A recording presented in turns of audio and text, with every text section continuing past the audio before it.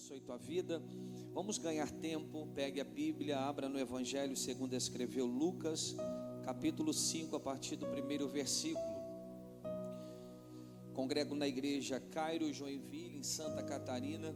Estamos aqui um período aqui pregando, ministrando, e no final do mês estamos voltando lá para o sul. E Deus tem feito grandes coisas naquela terra que é fria, que é gelada, mas Deus tem produzido um grande avivamento ali. O Evangelho tem sido pregado para a glória de Deus. Agradeço a paciência ao nosso pastor Abel pelo convite.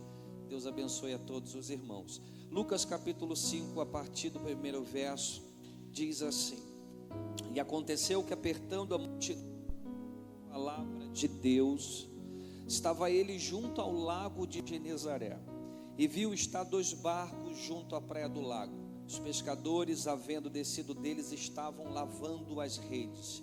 E entrando num dos barcos, que era o de Simão, pediu-lhe o que afastasse um pouco da terra. Assentando-se, ensinava do barco a multidão. E quando acabou de falar, disse: Simão, faze-te ao mar alto e lance as vossas redes para pescar. Respondeu Simão e disse: Mestre, havendo trabalhado toda a noite, nada apanhamos, mas porque mandas, lançarei a rede. E fazendo assim, colheram uma grande quantidade de peixe, e se rompia as redes. Amados irmãos, esse texto ele é muito conhecido. Ele fala de um ato sobrenatural, porque Jesus vai trazer uma pesca maravilhosa no momento de escassez. No capítulo 4 de Lucas vai dizer que Jesus prega e começa o seu ministério na Galileia. Enquanto Jesus prega nas sinagogas, ele é expulso de Nazaré. A partir desse momento, ele não prega apenas em sinagogas, mas começa a pregar à luz do dia, à beira de Cafarnaum, à beira da Galileia. E o texto que nós acabamos de ler diz que Jesus chega nas regiões de Genezaré. Enquanto Jesus está pregando, vai dizer a Bíblia que Pedro provavelmente está ali debaixo de um problema, debaixo de uma adversidade. Ele enfrenta uma noite frustrante. Nesse ambiente em que há pregação, em que há um avivamento acontecendo, em que ele está pregando o evangelho do reino, e a multidão se achega e aperta Jesus para ouvir a palavra. Pasmem, aqui já é um grande avivamento no versículo 1. Se há uma multidão que vai atrás de Jesus pelos pães e pelos peixes, também há uma multidão que se deleita no conhecimento e na revelação da sua palavra. Há uma multidão que deseja ouvir o que o Galileu tem a ensinar. E eu digo que avivamento começa com ensinamento, com palavra. E ele diz que a multidão ouvia Jesus pregar. Pregador, qual a diferença entre ouvir e escutar? Ouvir é ouvir sons do ambiente, barulhos, mas não há entendimento. Escutar é o que diz a psicologia: escuta analítica. Quem escuta examina, quem escuta guarda, quem escuta pratica. É por isso que às vezes no meio evangélico há muitas pessoas que chegaram há pouco tempo, mas já têm a sua vida transformada, porque não estão ouvindo, estão participando, estão escutando, guardando e praticando. E a Bíblia diz que aquele que pratica a palavra, a casa está onde? Está na rocha. Se está na rocha, deixa soprar o vento, deixa vir tempestade, o dia mau pode bater a sua porta, mas se você ouve e obedece, ouve e pratica, a casa está segura. O problema chega, mas não vai ter destruição no teu lar. E diante de um cenário em que as pessoas vão para o culto, não para nascerem de novo, mas para serem treinadas, porque nós vivemos num evangelho coach, num evangelho em que as pessoas querem 5 passos para a vitória, 8 passos para abrir a nova empresa, 10 passos para ser um homem de sucesso. Então Então as pessoas estão se reunindo porque querem, aleluia, uma resposta para esse tempo, para essa vida. É como Paulo diz: se esperarmos por Cristo apenas para essa vida, apenas para esse momento, seremos mais miseráveis de todos os homens. Mas eu ainda acredito que tem 7.000 em Israel que não se curvaram a esse falso evangelho. É gente que sabe que precisa descer a casa do oleiro, precisa nascer de novo para ver o reino de Deus. Eu ainda acredito que tem homem e mulher que dobra o joelho em oração e diz: Senhor, eu vim para ver a tua glória. E se você faz parte desses 7.000, já levanta a mão nessa noite fria e diz: eu vim para adorar, eu vim para celebrar o nome daquele que é santo. Louvado seja Deus. Amós capítulo 8 verso 11 vai dizer: eis que vem dias, diz o Senhor Jeová, em que enviarei fome sobre a terra, não fome de pão, nem sede de água, mas de ouvir as palavras do Senhor. Aqui não é Deus que vai cerrar os ouvidos das pessoas para que elas não entendam o evangelho. Ele está dizendo que haverá um tempo de tanta apostasia, de tanta indiferença para com o evangelho, que a fome será tão grande, mais do que pão e mais do que sede de água. Nós já estamos nesse tempo, um tempo em que nós temos um evangelho esvaziado em seu conteúdo. Barulho tem, jargão tem, arrepio tem, sensação epidérmica tem, mas o conteúdo do evangelho está muito esvaziado e comprometido. Então nós precisamos, aleluia, fazer jus ao nome. Nós somos o povo da Bíblia, nós somos os pequenos cristos, e Jesus vai dizer: o meu povo perece, porque lhe falta mais culto, porque lhe falta mais conferência. O meu povo perece porque lhe falta a palavra, lhe falta o conhecimento da palavra. E a multidão aperta Jesus para ouvir. Lucas capítulo 5 verso 2 vai dizer que Jesus olhou e viu 2 barcos junto à praia do lago, e ele percebe que Pedro está lavando rede. Volte comigo um pouco no tempo. João capítulo 1 verso 42, o primeiro encontro de Simão com Jesus. Quando ele olha para Jesus, o olheiro olha para o barco e diz: tu és Simão, filho de João, mas tu serás Pedro. Simão quer dizer caniço agitado pelo vento. Quando Jesus olha para Simão, ele diz mais ou menos assim: conheço a tua estrutura, tu és um homem inconstante, tu és um homem de altos e baixos, ora tu é tomado de ousadia, mas ora é um covarde. Ele diz: tu és Simão, mas aí agora é o oleiro que fala: na minha mão, na minha olaria, eu vou fazer de Simão um Pedro, um pequena lasca da rocha. Talvez até hoje o Simão que mora dentro de nós está nos paralisando, mas nessa noite o oleiro desceu na casa para trabalhar, e ele diz: aonde tiver barro maleável, eu vou levar para a olaria.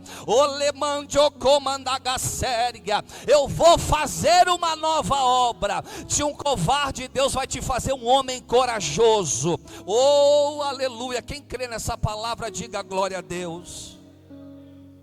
Perceba que dentro do mesmo ambiente que Jesus está, do mesmo local geográfico, existem 2 ambientes.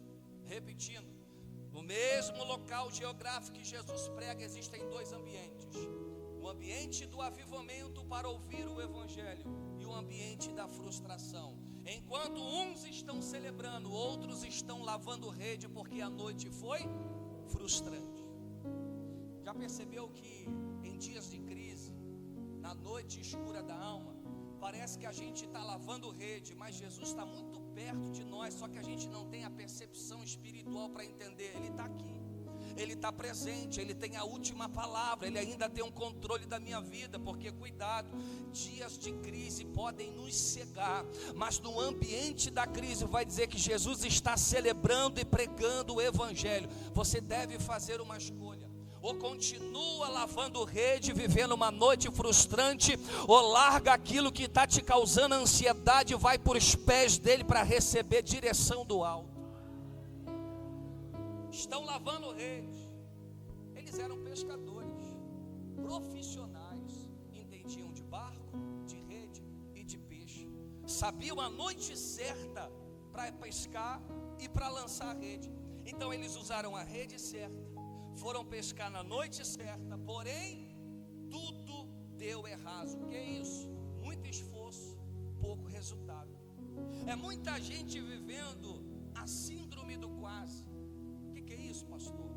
É gente que diz assim: pastor, quase entrei no concurso público, estudei, me preparei, estava na porta para ser aprovado, mas de repente por 2 pontos eu não entrei.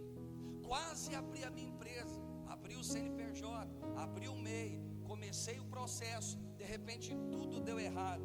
Quase entrei naquela vaga de emprego, pastor. Fiz a primeira etapa da entrevista, passei na segunda. Quando estava para entrar na terceira, alguém disse para você: olha, a vaga acabou de ser preenchida, vamos ter que guardar o seu currículo e deixar para a próxima. Quase comprei aquela casa, pastor. Entrei, profetizei, coloquei a mão, enviei o documento, mas foi reprovado. Sabe por quê? É muita gente presa lavando rede e tem que entender que tem que entrar no ambiente do relacionamento e da intimidade com Ele. É gente que fica só na margem, mas nunca entra em águas profundas. E gente que só mora na margem sempre vai viver uma vida de quase.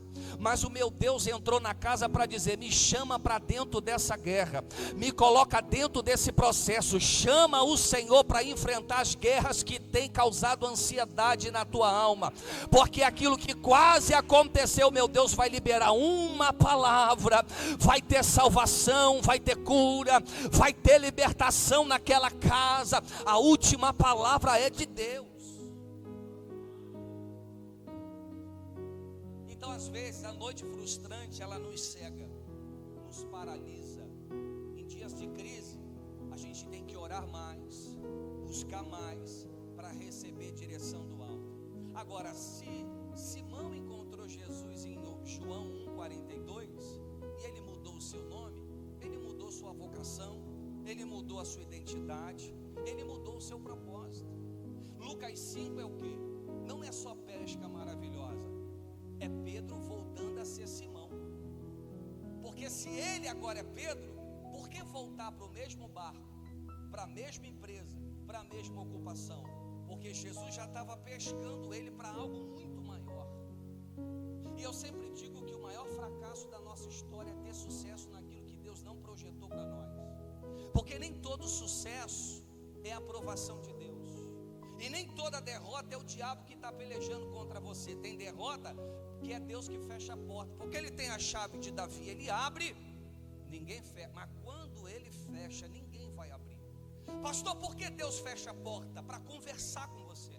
Pastor, por que Deus fecha a porta? Para te dar uma nova unção.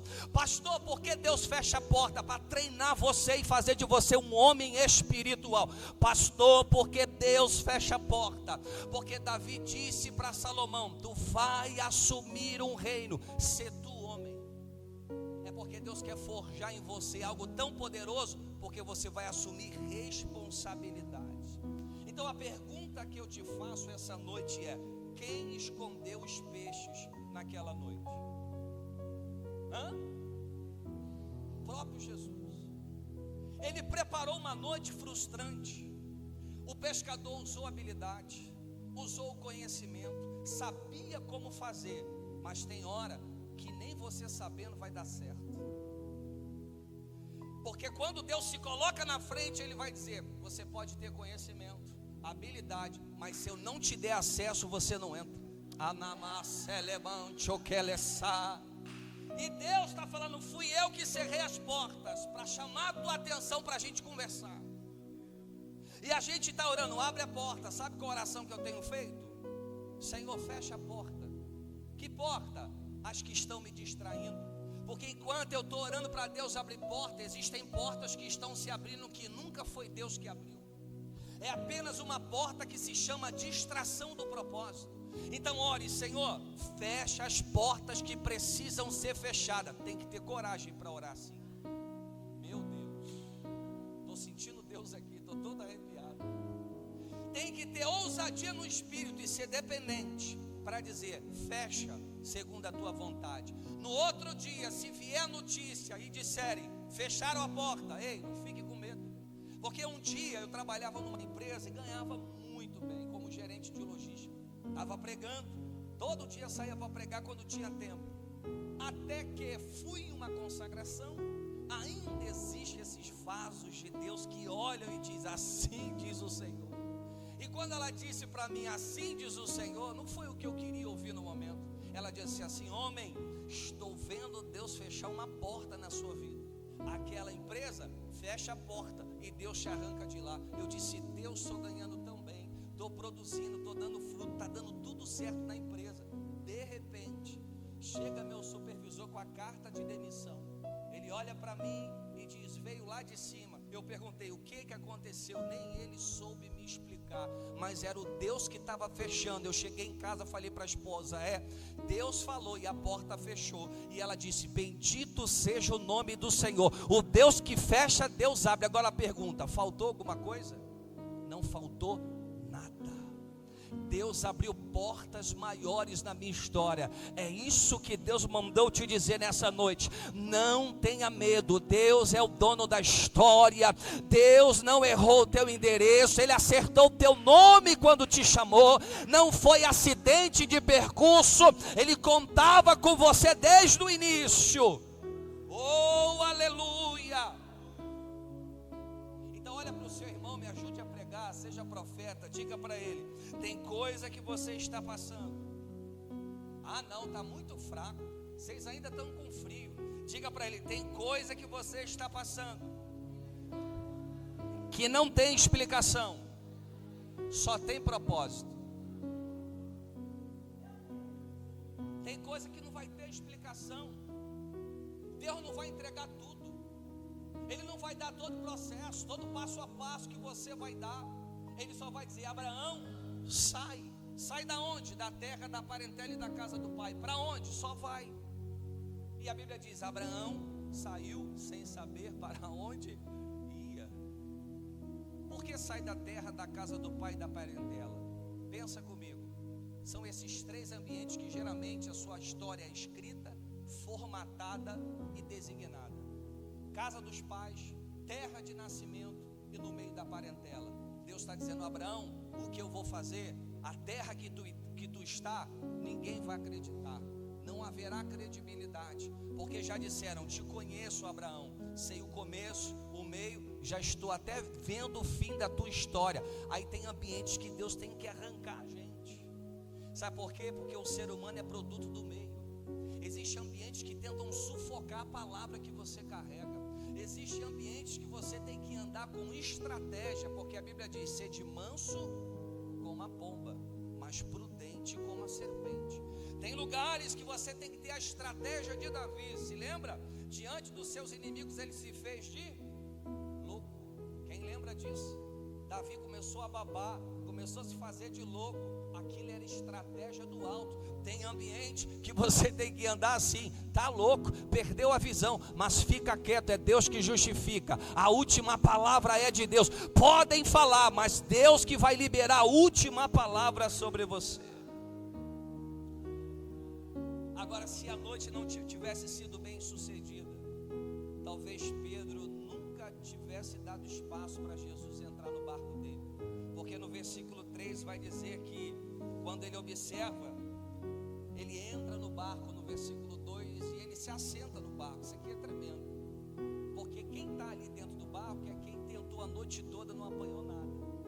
Mas quem ali tentou a noite toda tem que pagar o denário romano, tem que pagar imposto, tem que chegar em casa e dar satisfação para a mulher, dizendo: aqui está a provisão. E quer ver mulher nervosa? É chegar em casa de mão vazia.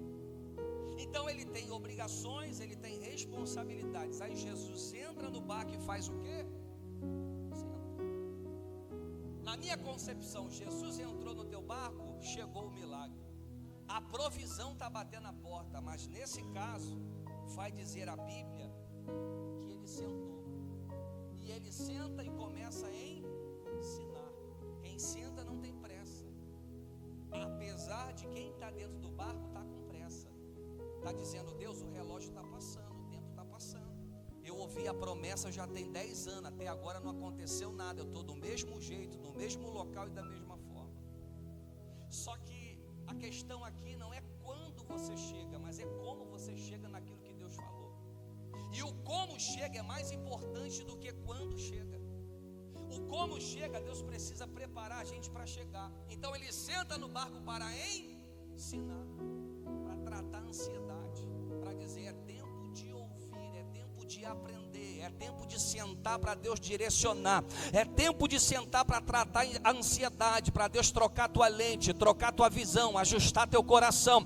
É tempo de sentar para ser tratado na alma, para liberar perdão, para soltar mágoa, para não deixar isso virar raiz de amargura no teu coração, liberar o perdão de algo que você tem carregado como mochila emocional. Deus está dizendo: senta para ouvir, senta para ser tratado, para depois chegar no cumprimento da promessa. Porque a bênção não acrescenta dores, a bênção enriquece e não empobrece. O que Deus vai te dar é na medida certa, é no tempo certo, é de forma sacudida, transbordante e recalcada sobre o teu ministério. Então Jesus está pregando, ensinando, e Romanos 10:17 vai dizer o que? A fé vem pelo ouvir, e ouvir o quê? Então às vezes a gente está pedindo um milagre imediato, mas Jesus primeiro quer nos tratar, nos ajustar e mexer no nosso coração. Aí ele pede: afasta o barco um pouco da terra. Terra fala de quê, gente? Segurança, estabilidade. Afasta o barco um pouco da terra, sai da tua zona de conforto, da sua própria segurança. E às vezes Deus dá algumas ordens que a gente não entende. Mateus 14:22. Entrem no barco e atravessem a margem. Quem lembra? Atravessar a margem é viver um novo ciclo espiritual. Atravessar a margem é entender que Deus quer te levar para um outro ambiente de cumprimento de promessa. Só que nesse ambiente eu sei me mover, eu sei fazer, eu estabeleci a vida, eu construí. Aí vem uma ordem de Deus que parece desorganizar tudo, mas não é desorganização, é Deus te lançando como flecha limpa para outro alvo poderoso. Aí Deus diz: entra no barco, e entrar no barco e entrar no ambiente dele, na direção dele. Mateus 14:22 vai dizer que ele ordenou aos seus discípulos, e ele se despediu da multidão. Olha que coisa interessante: ordena discípulo, se despede da multidão. Ordena discípulo, se despede da multidão. Porque o interesse da multidão é um interesse momentâneo, é multiplicação de pães e peixes. E discípulo, treinamento, preparo, envio. Na Bíblia a palavra cristão aparece 3 vezes apenas. Agora a palavra discípulo aparece 250 vezes em toda a Bíblia. Então deveríamos ser mais conhecidos como discípulos do que cristãos. Discípulo quer dizer aluno, quer dizer estar sob disciplina. Discípulo entende: a vontade dele é boa, perfeita e agradável. Seja feita a tua, não a minha. A linguagem do discípulo é diferente da do seguidor. O seguidor é: eu venho e adoro se houver aquilo que eu espero. O discípulo está dizendo e cantando: se Deus fizer, Ele é Deus, mas se Ele não fizer, Ele continua sendo Deus sobre a minha vida. E a pergunta a ser feita: onde nós estamos nesses dias? Na multidão ou como discípulo? Porque ao discípulo Deus vai enviar para viver algo poderoso. Depois de ensinar, vem a parte que a gente mais quer ouvir nessa noite. Eu vou terminar aqui. 9:3, verso 4. E quando acabou de falar, disse: Simão, faze-te ao mar alto, lançai as vossas redes para pescar. Respondeu Simão e disse: Mestre, trabalhei a noite toda, nada eu apanhei. Agora olha o resultado de ouvir Jesus ensinar no barco. Aqui já é uma metanoia, mudança de mente. Ele diz: mas porque mandas, lançarei em outras versões, sob a tua palavra eu lançarei a rede. Depois de ouvir, depois de sentar para aprender, já é outro homem. Depois de sentar para ser esticado pelo oleiro, ele está dizendo: dizendo: eu fui lá, deu tudo errado. Eu plantei uma vida inteira e não consegui colher. Mas sobre a tua palavra eu entendi, vai ter colheita, vai ter fruto, vai ter mudança. Sobre a tua palavra vai ter salvação, vai ter transformação para a glória do teu nome. Jesus está pedindo que ele fizesse ao contrário de todo o treinamento que ele tinha, de toda a experiência. Tem coisas que ele vai falar contigo que só a palavra que você carrega vai te fazer continuar. Porque você vai olhar as circunstâncias de acordo com a sua habilidade. Aqui não é uma terra boa para se plantar. De acordo com a sua habilidade, aqui não vai dar fruto. Mas na ótica do céu ele está dizendo: a terra é boa, ela mana leite e mel. Vai lá e cava, vai lá e se posiciona, porque eu vou fazer frutificar. Então o lugar da frustração, eu profetizo, vai ser o lugar da honra. O lugar da perda vai ser o lugar da restituição. O lugar da vergonha vai ser o lugar da honra. O lugar da expulsão vai ser o convite para você viver o melhor tempo da sua história. Aleluia, Jesus. Lucas 5, verso 6. Fazendo assim, na obediência, colheram uma grande quantidade de peixe. E não só isso, a rede começou a se romper. Porque quando a gente espera o momento certo de lançar a rede, debaixo de uma palavra, a nossa rede nunca suporta, porque sempre vai superabundar o que ele vai fazer. Sabe por que é bom esperar? Porque o que Deus vai enviar para você está além da medida do que você planejou. É tão poderoso que o que olhos não viram, ouvidos não ouviram e nem penetrou o seu coração, são coisas que Deus vai trazer nesse tempo, que você vai dizer: valeu a pena, valeu o tempo da lágrima, valeu o tempo do choro, porque agora veio de forma sobrenatural aquilo que eu esperava. Lucas 5:11.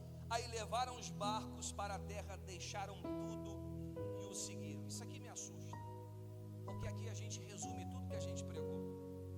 O que eles mais esperavam? A pesca maravilhosa.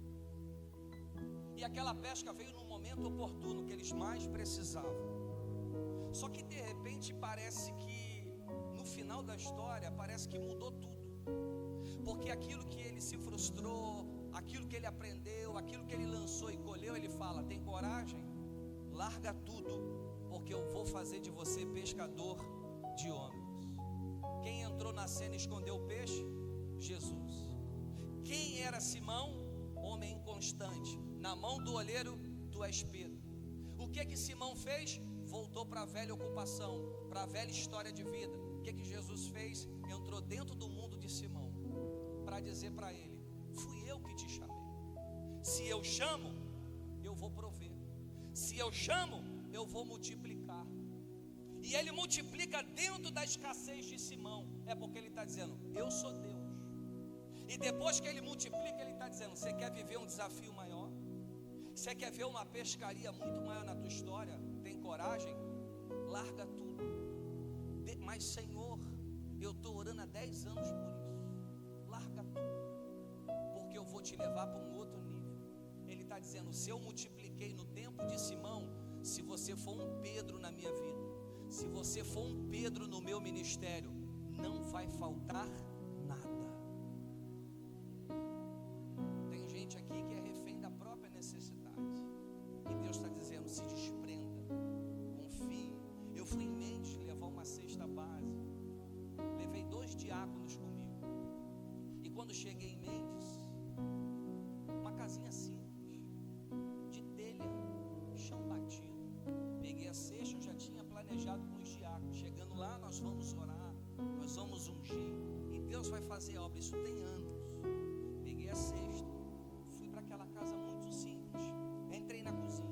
Quando eu entrei, minha perna começou a tremer, comecei a me arrepiar, e a gente sabe quando a presença chega, e eu comecei a sentir a glória de Deus naquela cozinha. Não era tempo, não era dia de culto, era uma cozinha simples, batida de telha, mas quando eu entrei eu senti a glória. E quando eu olhei os 2 diáconos que estavam comigo, eles já estavam chorando. Há uma presença muito grande naquela cozinha, e de repente ela levantou a mão para o alto e disse assim: eu vou orar para agradecer, porque o meu Deus disse ontem, quando eu estava em oração, que hoje ia vir a provisão e ia bater na minha porta. A gente só estava sendo obediente ao que o céu estava mandando. E a gente achava que estava indo lá encontrar uma missionária cabisbaixa, abatida, porque estava recebendo uma cesta básica. Quando ela levantou a mão para orar, ninguém ficou de pé. Eu me segurei na cozinha, na pia do lado esquerdo, eu fiquei segurando, porque eu não conseguia, parecia que eu estava cheio, embriagado do Espírito. O chão era simples, a casa simples. Se eu dissesse para ela: a senhora sabe quem é Calvino? A senhora conhece quem é Armínio? Ela ia dizer: nunca ouvi falar, mas Deus eu conheço. E quando ela levantou a mão para o alto, ele veio e sentou no sofá furado da sala dela.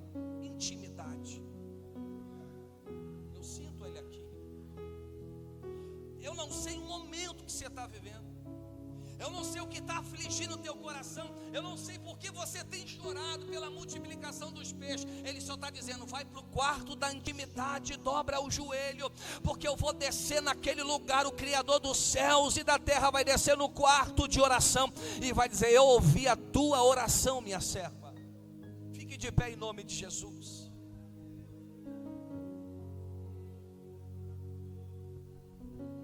Deus está nos chamando para um tempo de renúncia, de intimidade. É tempo de sair da margem e entrar em águas profundas. É tempo de viver a profundidade de Ezequiel 47. E um anjo desce do céu com um cordel de medir e diz: entra nas águas. Ele tem o que nas mãos? Cordel de medir não é instrumento da terra, é do céu. Porque o anjo já veio com um cordel e disse: eu tenho a medida. Entra 1000 côvados. Quem determina a profundidade é o céu, não é você. E o anjo diz: entra 1000, ele entra. Só que a gente tem medo. Quanto mais entro, mais me envolvo. Quanto mais entro, mais me comprometo. Quanto mais entro, mais distante fica da minha segurança de terra firme. É aqui, Senhor? Não, entra mais 1000. E agora as águas estão nos joelhos. Entra mais 1000, agora as águas estão nos lombos. Entra mais 1000, agora estou num nível tão profundo que não é possível atravessar, não se há nada. Sabe o que Deus está dizendo? É esse nível que Ele quer a igreja. Ele não quer a igreja na margem. Quem está na margem tem saída de emergência e vai embora a qualquer momento. Quem está em águas profundas não volta mais. Olha para o seu irmão e diz assim: para você. Olha para o seu irmão e diga: para você não tem saída de emergência. Qual o nível que o Espírito Santo está nos chamando? Nível de profundidade, nível de intimidade. A intimidade manifesta aqui é resultado do quarto de oração. Quem aqui é casado? Deixa eu te fazer uma pergunta: se durante a semana você vir lá para a tua esposa e disser assim: olha, de segunda a sábado não vai ter intimidade, não vai ter relacionamento, não vai ter proximidade, nem Netflix, cada um fica do seu lado, mas no domingo a tampa da chaleira vai voar, vai ter série, a gente vai maratonar, vai ter pipoca. Que relacionamento sobrevive assim? Nenhum. Olha que a noiva de Cristo está fazendo com o noivo: segunda não ora, terça no jejum, quarta não medita na palavra, quinta não se humilha no propósito de Daniel, passa uma semana inteira divorciada, chega domingo, Deus vai dar vitória. Chega domingo, quer se reconciliar. Chega domingo, casa, segunda divorcia. Meu Deus, eu sinto ele aqui. A gente se acostumou com esse ambiente frio dos nossos cultos. Sabe por que a gente está acostumado com isso? Porque isso é extensão do nosso lar. Então a gente chega aqui e não repara, porque lá em casa não tem altar.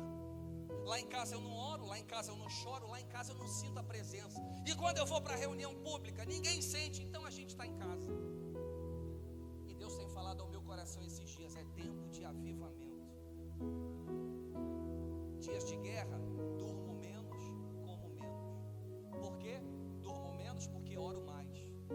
Vou para a ponta da cama 3 horas da manhã e diz: Senhor, eu estou aqui.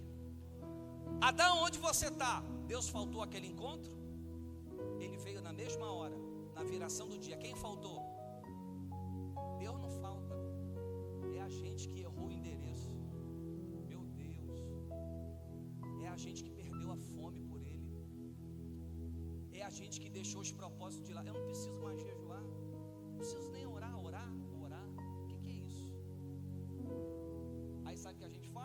mas sobrevive. Vocês estão dentro de um cenário que para vencer é muita oração e muito jejum. Vocês estão lidando com principados, e não é qualquer principado que atua nessa região, são principados diferentes, principados da opressão, de reino das trevas estabelecido nesse lugar. Quem Deus vai usar? Todos nós aqui.